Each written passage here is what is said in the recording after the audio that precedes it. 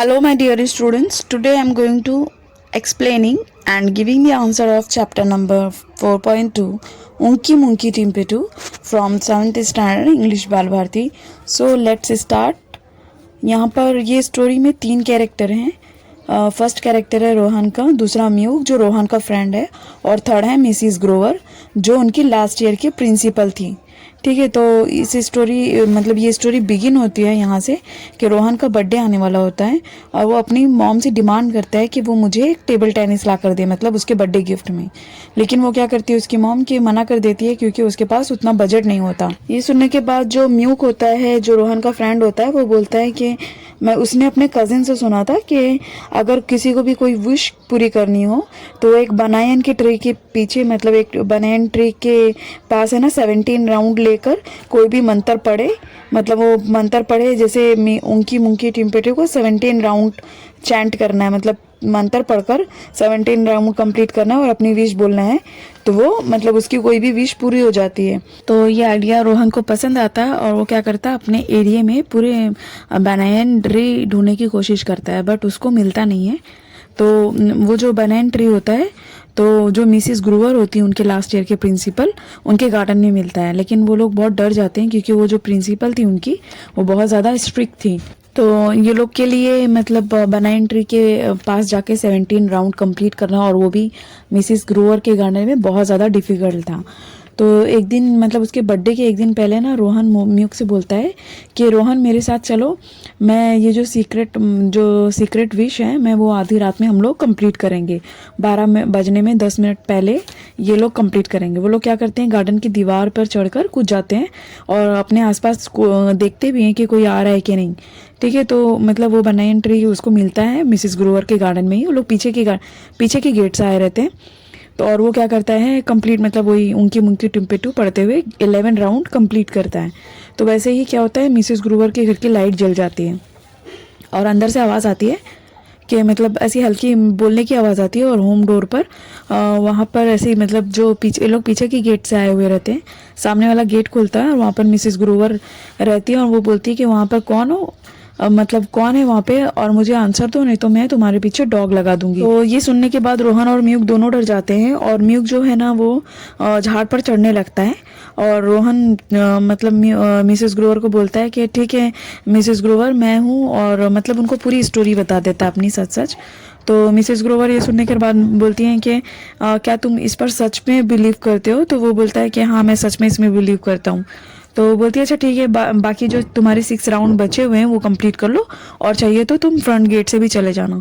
ठीक है, तो ये रोहन ये कंप्लीट करके अपने घर पर चला जाता है. तो नेक्स्ट डे जब उसका बर्थडे आता है, बर्थडे के दिन उसके घर पर एक बड़ा सा पार्सल आता है. तो ये देखकर रोहन बहुत सरप्राइज होता है कि इतना बड़ा बॉक्स उसको फर्स्ट टाइम किसी ने दिया है, और वो भी अननोन नेम से. तो वो जल्दी से ओपन करता है, उसमें तो एक टेबल टेनिस का उसको गिफ्ट मिलता है. ठीक है, तो ये रोहन है ना उसको बार बार सोचता रहता है कि इसको किसने दिया होगा. तो जो रोहन होता है वो एक टाइम क्या करता है, वो मिसिस ग्रोवर से मिलने जाता है और पूछता है मिसिस ग्रोवर से क्या आप बिलीव करते हैं उनकी टिम्पेटू पे. तो वो बोलती है कि हाँ मैं इस पर बिलीव करती हूँ क्योंकि मैं भी आज क्या है 17 राउंड ली थी और विश मांगी थी कि कोई मेरे साथ चाय पीने के लिए आए, तो देखो तुम मतलब आज आ गए हो. तो ठीक है, तो इसी तरह से एट द एंड वो जो है ऑथर जो है वो भी मिसिस ग्रोवर से आज भी मिलने आता है. तो इसी पे स्टोरी फिनिश होती है. This story is written by Sigrun Srivastava and this is adapted from some more short stories. I have finished your explanation part. Now we are going to solve the question answers in between the lesson.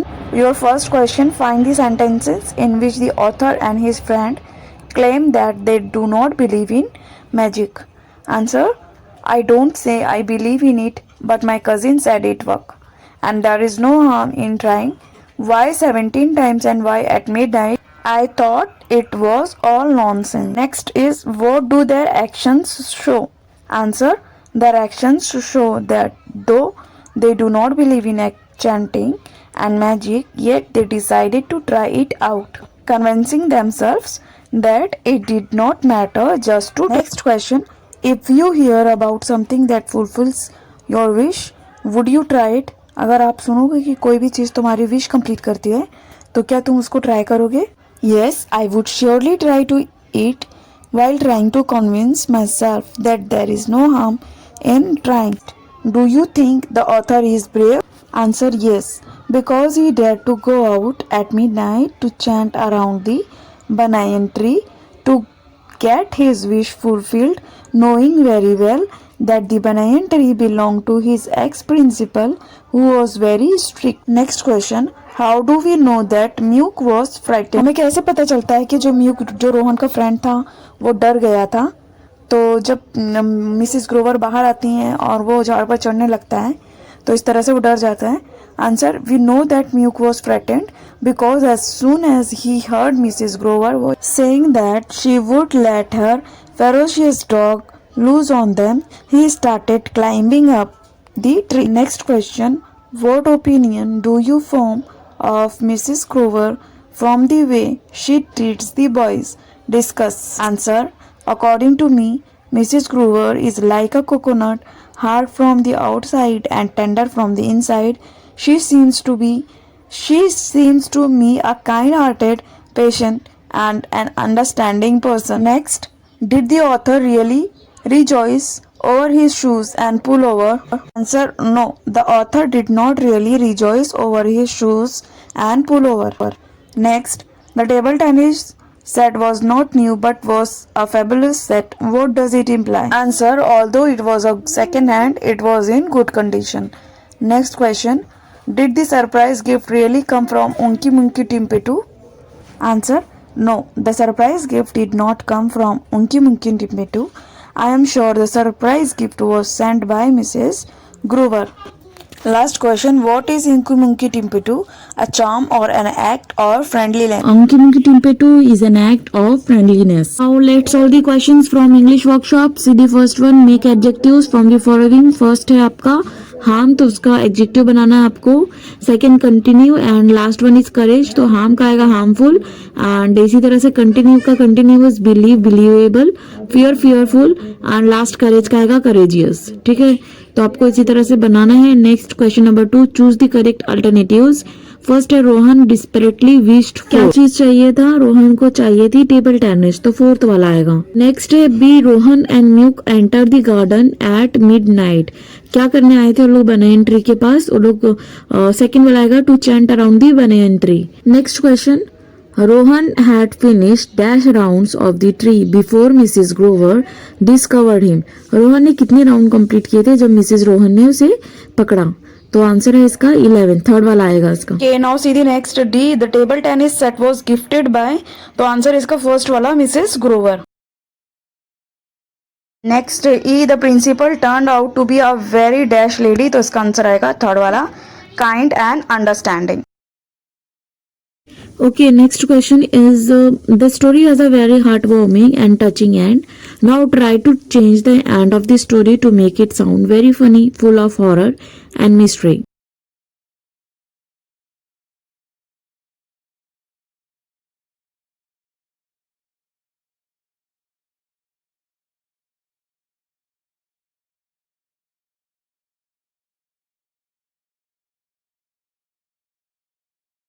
Next question, fourth: Unky Munky Timpettu, I wish my wish is coming true. Try to compose two other funny magical chants that have rhyming lines. Sin sin sima, wish oh wish near me do come. Okay, सीधे question number 5. Language study में grammar में आपको दिया है prefix and suffix. तो prefix किसको बोलते हैं? जिसके फर्स्ट मतलब जिसके पहले हम कुछ वर्ड लगाते हैं और एक मीनिंगफुल वर्ड बनाते हैं, उसको प्रीफिक्स बोलते हैं. यहाँ पर डेफिनेशन देखो: अ लेटर और group of letters added to the front of a word to change the meaning and make a new word is called prefix. तो यहाँ पर देखो टाई है तो उसके आगे अन लगा के अनटाई हुआ. Stop, non stop and like a dislike, man Superman.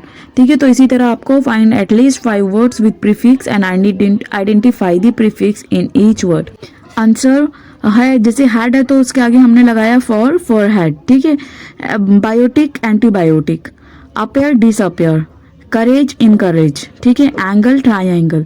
तो इसी तरह से हमने 5 प्रीफिक्स बनाए। Now we are going to see the what is suffix. Suffix में जो है हम बाद में लगाते हैं वर्ड को और एक मीनिंगफुल वर्ड बनाते हैं, जैसे अ लेटर और group of letters added at the end of a word to make another word is called suffix. Example देखो, टीच है तो उसका टीचर बना है, एक्ट है तो एक्टर है, child, childhood, friend, friendship, king, kingdom, use, useful, frequent, frequently, act, action, और स्टार का आएगा स्टारी। तो इसी तरह से आपको 5 more examples of words with the following suffixes from the lesson have studied so far और फ्रॉम दी अदर सोर्सेस। तो यहाँ पे शिप है तो आप सिटीजनशिप्स लिख सकते हैं, लेस है तो मोशनलेस लिख सकते हैं, ठीक है। तो यहाँ पर मैंने एग्जांपल दिया है, शिप है तो हार्डशिप लिखा है, home, homeless, clever, cleverness, beauty, beautiful, reason, reasonable.